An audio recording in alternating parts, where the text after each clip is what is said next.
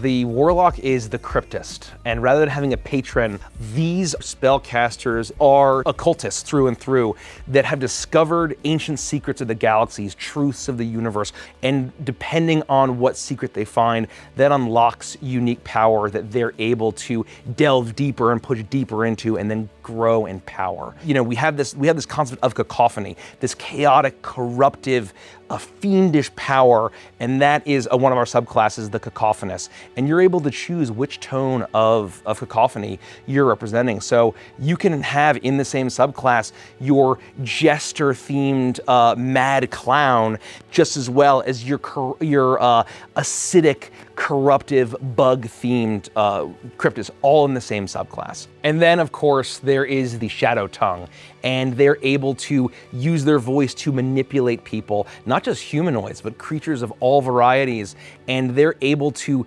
use their mastery of the very connection to harmony in order to sever that and turn individuals into undead thralls. Our third subclass for the Cryptist is the Deepsworn. This is our void-themed Cryptist, where they're learning secrets of the abyssal void. They're able to devour the life essence and almost the reality of their enemies, and almost disintegrate their matter because all the void wants to do is consume. Finally, that brings us to the Primeval. The Primeval taps into the sort of primal magic, and they specifically are the raw, unfiltered, powerful destruction of nature unlocked and brought into this subclass.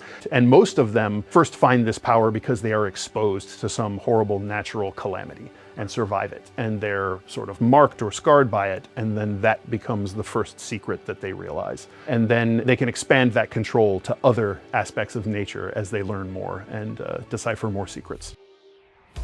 The monk was a tricky one, and we landed on the disciple. You are someone who has followed the teachings of a philosopher hero across the galaxy, and it has unlocked the ability to channel your soul into various different practices, into your martial arts, of course. Every soul is a note in the grand cosmic melody. The disciple is kind of tuning their soul to a specific frequency, and that's where we represent that with the various subclasses. The God Hand. These are the heavenly, the divine disciples that follow the teachings of those that exalt the gods of Agathos, at the very least their tenets, and look to the stars for guidance. And they, at some point, have either found an artifact, a gauntlet, or they just channel the power of their god into their hand and basically take on the power of the heavens and the stars in order to shoot laser beams out of their fingers if they want, or to have fun different effects based on which god that they represent. And then we have the symmetric, which taps into the harmony, the cycle of life and death, the somber and the vital harmony. As they go back and forth for the cycle, it allows them to have a lot of flexibility on the battlefield, obviously to live your classic Jedi or Sith fantasy, and basically choose, do you choose or do you walk between the light and the dark? And that's really up to you. The Ghost Frame. They are master assassins, they are masters of stealth, and they can hide in plain sight, they can get in where they need to, make very powerful strikes charged with lightning damage. This is your classic example of Major Kusanagi sort of shimmering and disappearing right in front of the enemy's eyes. And the final subclass is the Anomaly. You are an anomaly of the hypergrid. Your code is just a little different. You know, the hypergrid permeates through all of reality, and being anomalous of the hypergrid, you're able to sort of morph this reality and push guys really far and be able to sort of move fast, blink here and there. And I mean, this is just your classic Neo Matrix power fantasy, really. We landed on the Enforcer in a way that still felt like you were playing a paladin. These are individuals that are fighters that live by a code, and it's their personal code that they live and fight and die by. And at some point that the cosmos itself responded and granted cosmic power to help enforce their code, making them enforcers. The classic example of the enforcer is the Cyber Guard, where you are channeling your cosmic power into cybernetic upgrades and weaponry, where you don't necessarily have to get up close and personal. If you want to be gun haver, the enforcer, and smite at range with your guns and have a shielding aura that protects your friends, you get that all in the Cyber Guard. And then one of my personal favorites, it's the Renegade. These are the street brawlers who don't play by the rules. They're not necessarily honorable. They have their code and they are going to take down the bad guys or enforce that code by any means necessary. So they fight dirty, they have improvised weapons. They are the final fight Street Fighter, side-scrolling beat 'em up of the enforcers. The next subclass is the Arbiter. This is our Harmony Enforcer, and they care about both the vital and somber sides of the Harmony, and they are able to change almost like their stance when they're fighting. Either ring true and strike more accurately, or they can drain the very life force from their enemies. And this really has your classic Templar vibe, where they would be protecting temples. They might be out in the wilderness or the wilds, protecting the life that's within nature. The final subclass is the Super Sprite. They follow the code of the hero. So this is your classic video game Arcadia hero. They are all about protecting the innocent, defeating the big evil bad guy, saving those that are in need. And they have power-ups, so they can basically choose between a suite of power-ups that may give them different boons and enhancements depending on the situation to really drive home that retro gaming vibe. The Esper is essentially the sci-fi fantasy sorcerer. Espers in our setting are people that were either born with or experienced something that awakened this tremendous amount of psychic power, and their mind is able to go well beyond what the average person in the galaxy can do. The 4 subclasses that we're offering really sort of run the gamut of themes and experiences. The first is the Warhead, which is your classic telekinetic, almost, not being able to maintain control and just blowing things up with your mind. There's the Psychonaut, which is your classic telepath, and you're peering into minds and you're reading thoughts and you're trying to confuse them, make them see things and almost break their minds. There are the Riftwalkers, whose psychic energy is so powerful that they can affect time and space itself. Finally, there's the Symbiote, which is our almost kind of martial flavored Esper, where your psychic power is so strong that you are able to dominate a parasite from the void and then live symbiotically with it and bond with it and have this symbiotic relationship as you fight. When it came to the wizard, we really wanted to make sure that this was going to be our technomancer. And so that's why we came up with the Gridrunner, which instead of a spell book, you have your hyperpad, a keyboard or a console, however you want to do it, but you're able to basically hack and program and code reality itself. The hypercoder is the ultimate coder. They are hacking, and when they're using their magic, they're running scripts to modify a cone into a sphere. They're changing damage types or ignoring resistances. They're modifying their spells, where they're so quick with their coding and their typing, they're able to manipulate how spells themselves work. The virus is a Gridrunner that has taken a magical malware from the hypergrid, and they're using it to infect their enemies, weaken their defenses, cause incredible damage, and make sure that they're able to spread this virus and also spread it to their allies in a way that doesn't harm them, but harms those that attack their allies. The Archmage. And this is one where if you do want your Fantasy Wizards subclass for your Gridrunner, this is where you can do it. And they're going to mess with sort of the classic frost, fire, lightning spells. Okay, and how is that different than, say, a druid? They have the Gridrunner spell list to work with, which definitely has your more powerful, aggressive elemental type spells. And then we're gonna add just some fun video game manipulation flavor on top of it.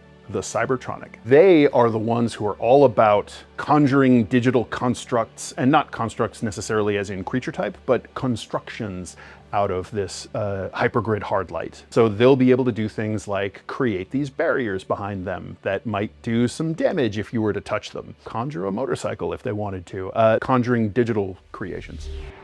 Music is a huge part of the setting and a huge part of this class. We wanted to make sure that you could have it be spoken word. It's art, it's acting, it's speech, it's activism, whatever you want to do. You are an icon of ideals, of expression, of however it is that you're expressing yourself.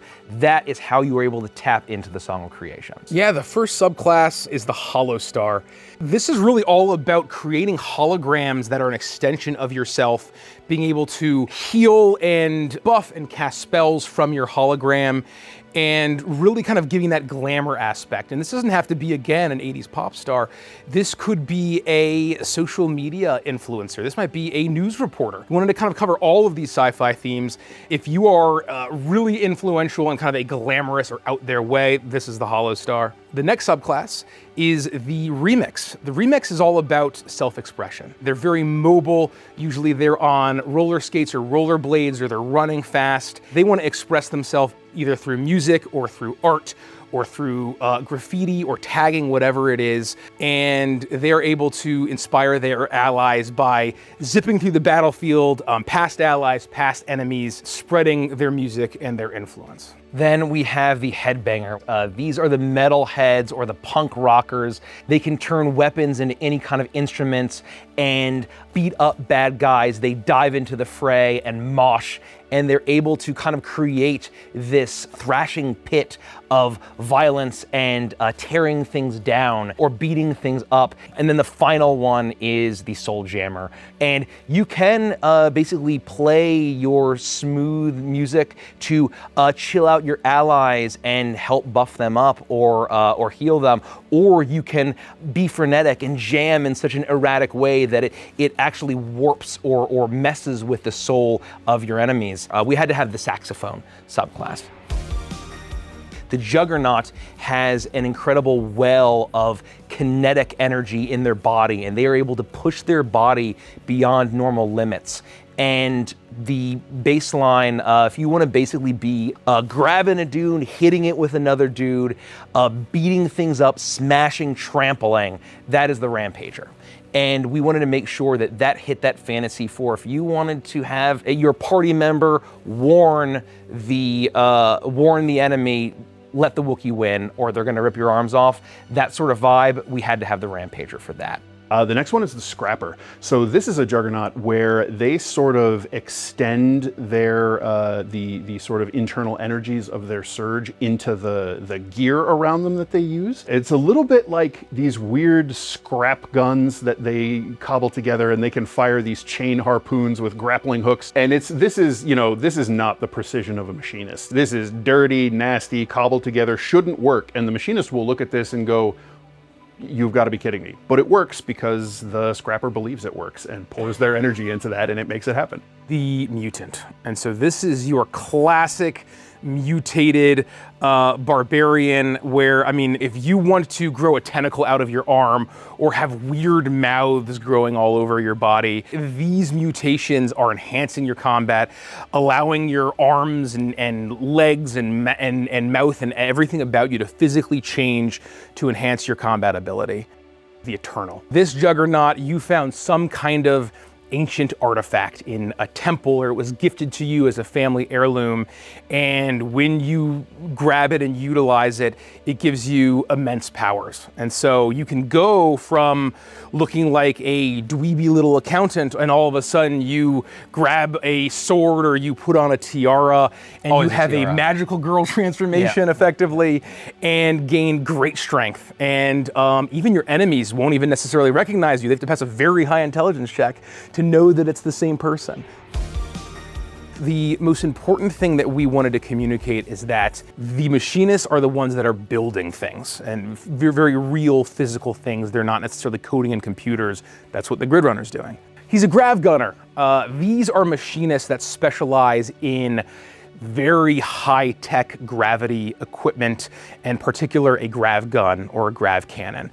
These are giant weapons of war, anything that's massive and handheld, but because of the gravity tech, even these things that shouldn't be able to be carried by anybody, they don't feel nearly as heavy. All of your fun gravity flavor tied to a giant gun, this is the one for you. Our next subclass is the Riveter. They can, in an instant, pop down a turret in place, and they can cast spells from their turret. They can have their turret shoot at things whenever an enemy walks into their firing range. They can see through their turret. We really wanted to have a kind of battlefield control machinist subclass. This is the Boom Doctor, a mad scientist machinist that loves explosions, that loves strange gadgets, and this is your Dr. Doofenshmirtz. You even have a raid gun that does a random effect, and if you roll a 1 or a 20 when firing it, it explodes. Last one is the Botnik. Okay. So if you want to play a machinist who is a robot builder, this is the subclass for you, because you're going to build a companion robot. You'll be able to choose different sort of play styles for it, where it can be sort of tankier, it can be more focused on damage. You'll be able to add some different attacks, give it some different abilities, maybe some healing ability. And you know, if you decide that, well, why can't my grav gunner have a robot buddy? Well, I have good news for you, because you can. One of the foundational machinist features is called invention specialty, and you get to pick where some of your technological specialty lies, and one of those is you can make a little robot buddy. Not as, you know, combat robust. If you want to have your repair robot, tech robot buddy, that's absolutely one of the things you can do. We wanted to make sure that the Oracle, which is our version of the Cleric, wasn't only connected to getting their powers from gods. So we went much broader, where these are spellcasters who are communing with the various forces of the cosmos. They're calling upon cosmic powers, directly communicating with them, and they are getting their powers with the beings or entities or powers that they are directly reaching out to. And so the classic one that is the most cleric-esque, that is the Stargazer. They're looking to the stars of Agathos, either getting visions or signs from the gods, or perhaps directly communicating with the gods or their servants. And they are able to get that astral power to get insight, vision, and a little bit of divination flavor there. And then another classic fantasy that we wanted to hit is the Void Caller, almost the antithesis. They're reaching beyond the stars, and they're calling to the abyssal void and pulling creatures out, these gibbering aberrations that look a little tentacly, we'll say. And they can warp and change their minion that they call and rip out of the portal of the void to serve their enigmatic goals. The next one is the Harmonious, and this is the Oracle that communes with the Harmony itself. Of all of our Harmony subclasses, this one is the most in tune with the Harmony itself, and being able to connect and sort of guide its flow directly, both to sort of channel vital life into their allies and to be able to reap with somber energy from their enemies. Our final Oracle subclass is the Dreamer. The Oracle is really about reaching out into the galaxy and kind of finding powers from these different realms of reality. And we couldn't not have one tied to Arcadia with all of that wonderful video game flavor. And so the Dreamer is able to basically dream up these figments of imagination, make dreams into reality, send their little figment to their buddies to be able to help them along and help them in combat. It's really about whimsy. There's a conjuration element. There's some fun, whimsical colors and illusions that come with this. And so you get all that fun retro video game flavor with this one. We knew that we couldn't just do a druid. We had to push this in a new direction, and we decided on the Primalist. And this is a character that has an intense connection to the primal aspects of the galaxy. That doesn't have to necessarily mean animals, right? This could mean the energy and elements of a world, or the biology of alien creatures and beyond. The first one is the World Speaker. This is your elementalist. They are communing with the elements of the planet they're attuned to, or even the planet that they are currently on. They can kind of pull power from the world and then fling it at their enemies. The second Primalist subclass, and this is my personal favorite, This is the Splicer. This is a tech-focused subclass where usually you are a scientist. You are able to then change your own shape to maybe take on some of this alien biology. You can flavor this as you just like aliens, but we wanted to really give you that sort of on the nose, you're the lizard from Spider-Man, and you just turn into a lizard. Then we have the hive mind. You are a primalist that is exploring the corrupted power of cacophony, but on the natural world, on life itself, as you are calling forth swarms of cacophonous beings. So if you want to have a swarm of fiendish bugs that descend upon and devour your enemies, you can. Or if you want to have those be balloon animals or flying nanomachines, you can do that. And it's really about having this corruptive, devouring swarm that is tied to the fiendish power of cacophony. And then the Xeno Trainer. This is where you must gather them all. As you go out into the wild and find elemental creatures, you collect them, you train them to become the very best. That ever was. That ever was. That's right. You're striving to be the best that ever was. You can choose which element or which suite of features is going to be the best for the fight or for the encounter at hand. And we're trying to encourage you so you don't just pick one, but we wanted to have that fantasy of you're collecting creatures and you're sending them out and swapping between them to have the most thrilling collectible battles. In the case of the Scoundrel, a lot of that mechanical expression goes to the subclasses. But something like Thieves' Cant, like you wouldn't expect someone in a space opera campaign to be using Thieves' Cant hand signs. So we have our version of it, which we call smuggler slang. So we have the quick draw. Just if you want to play the ultimate sharp eye, that it's high noon, we wanted to make sure that we were hitting all of that fantasy for you, and then you felt like you really could be running through a scene, kicking tables over, getting cover, and just taking out the bad guys. Our operative Scoundrel uses gadgets and tools, and they are infiltrators. They're able to use their abilities to have the right tool for the job. They're able to basically slip around and, if you want to play it like a sniper that's shooting from the shadows, to the point of where you are this killing machine that to the point where you're causing panic amongst the enemies, where bad guys are dropping and no one knows why. The operative is great at that. Favorite subclass is the Chem Boss.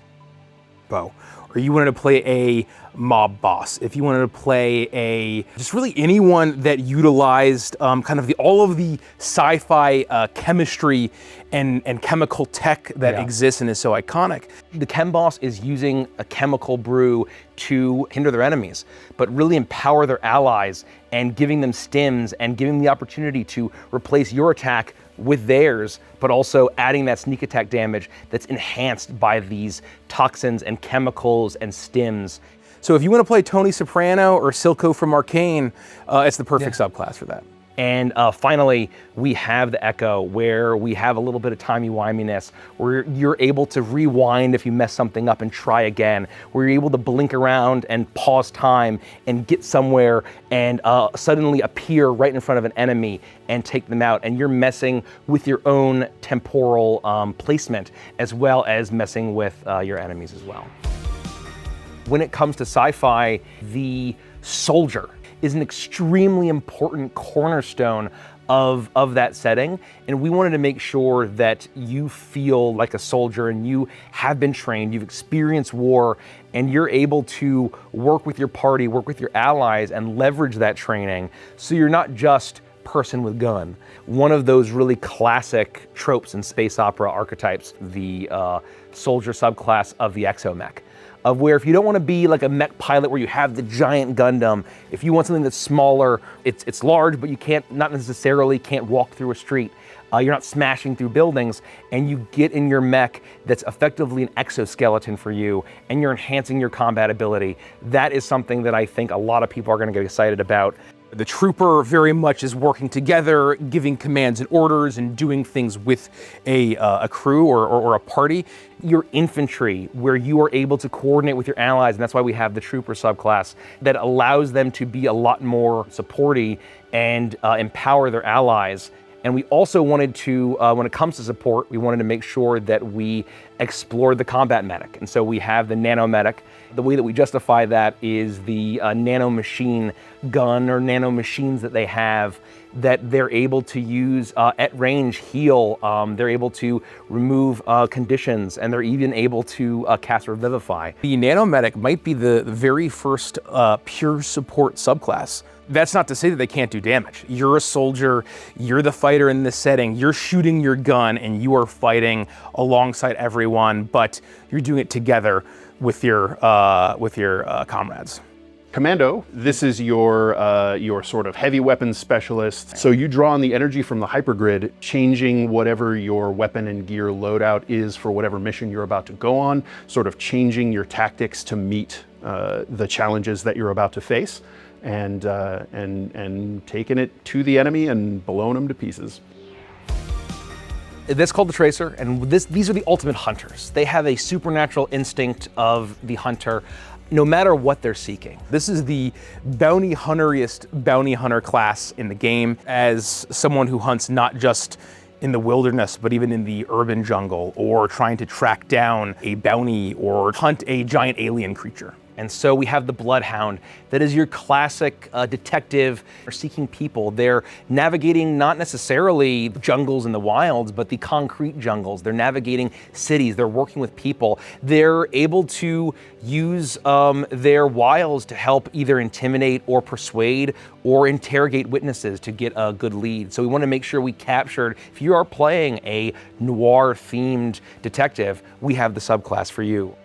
Yeah, so the power tech, this one is close to my heart. They dip into a little bit of machinist flavor because they create this hunter's armor that becomes sort of a magical extension of them. If you can think of, any power armored bounty hunter from any number of properties, someone who might have something like a jetpack or a cool arm cannon. This is a heavy armor ranger. You have the option of doing heavy armor if you want to. You don't have to. Next, we have the X-Agent. These are specialists in alien technology, where you're probably part of some cool secret organization that wants to keep a containment on dangerous alien life forms. They are uncovering secrets of the universe, whether it's through study or discovering alien artifacts or high-tech weapons. And they have a little bit of Cryptist flavor to them. They can cast spells similar to Cryptists, and they're able to empower their weapons into occult tech, which lets them be able to either disintegrate their foes or deal extra psychic damage and beyond. And finally, this is our version of the classic wilderness tracker, but we threw in dinosaurs because dinosaurs are cool as hell. This is the Proto-Stalker. This is one of our pet subclasses. You're sort of park warden or ranger, or maybe you're a conservationist and you really like dinos and you fight side by side with your dino buddy. This is really going to be kind of the most wilderness and elemental based subclass, where if you want to really live that fantasy of you're tracking through the jungle and maybe you're trying to take out a giant alien beast with your best friend, this is the one for you.